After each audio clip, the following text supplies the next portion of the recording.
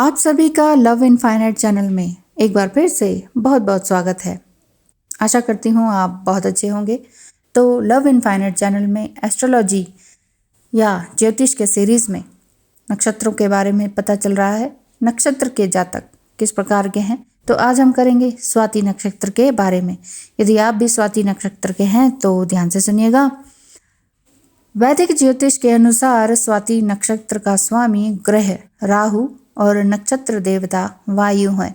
आकाश मंडल में स्वाति का 15वां स्थान है और स्वाति का अर्थ है स्वतंत्र। अगर आप में संगीत या किसी कला के प्रति विशेष आकर्षण है तो यह स्वाति नक्षत्र के कारण होता है। संगीत में भी आप एक पर्टिकुलर संगीत को चुनना और सुनना पसंद करते हैं, यानी कि सीखना भी आपको एक विशेष प्रकार का संगीत पसंद आता है। इसी तरह से किसी भी कला में आप हैं तो वो एक विशेष प्रकार की कला होती है और ये कला और संगीत आपके स्वाति नक्षत्र में जन्म लेने के कारण ही होता है। स्वाति नक्षत्र के अधिपति देवता कौन है? स्वाति नक्षत्र के अधिपति देवता पवन देव हैं। वैदिक ज्योतिष के अनुसार तुला राशि को भी वायु तत्व के साथ ही जोड़ा जाता है।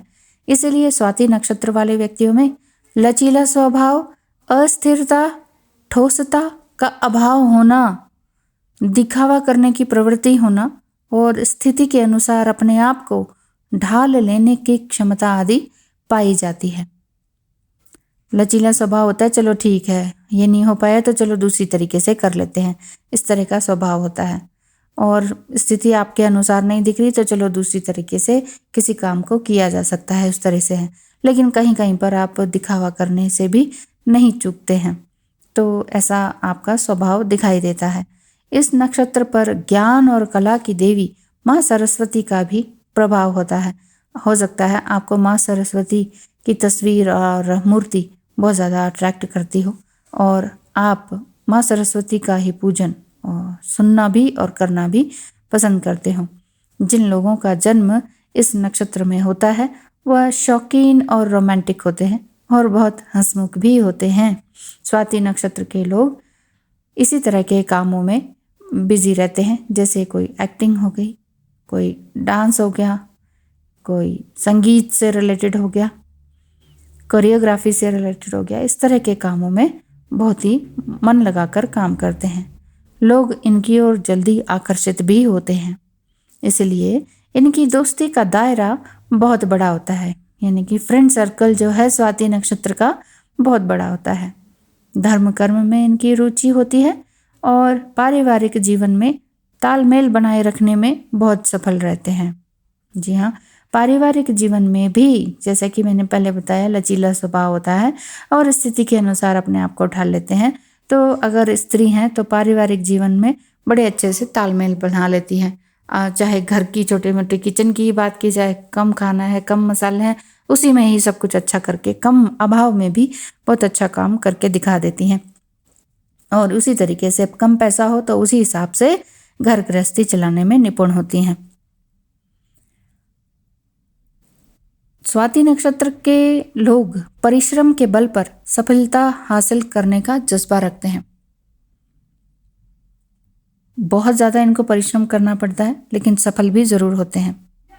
इस नक्षत्र के व्यक्ति स्वभाव से बहुत ही स्वाभिमानी और उच्च विचारधारा के होते हैं। छोटा नहीं सोचते हैं, छोटा नहीं खरीदते हैं, कम चीज़ें मतलब अभाव भी है तो उसमें भी उनका रॉयल्टी दिखाई देती है, उच्च विचारधारा दिखाई देती है, स्वाभिमानी स्वभाव झलकता है। ना ही इन्हें किसी की संपत्ति में रुचि होती है और ना ही ये अपनी संपत्ति में दखल अंदाजी पसंद करते हैं। जैसे कई लोग होते हैं ना कि यहाँ से इतना मिल जाएगा, वहाँ से उतना मिल जाएगा, ये वाला स्वभाव इनका नहीं रहता है। ये कभी भी किसी की संपत्ति में दखल अंदाजी करना बिल्कुल भी पसंद नहीं करते हैं और अपने साथ भी अगर ऐसा हो जाए तो फिर उसको भी छोड़ते नहीं हैं। ये अपने कार्यों को पूरा मन लगाकर मेहनत और ईमानदारी के साथ करते हैं।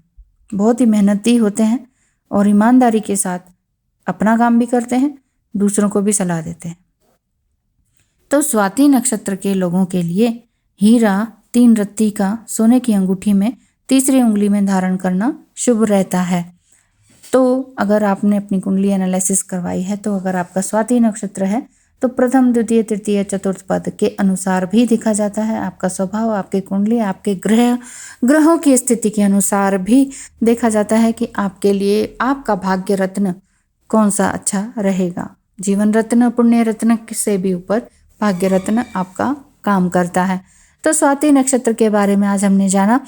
अगली वीडियो में जानेंगे विशाखा नक्षत्र के बारे में।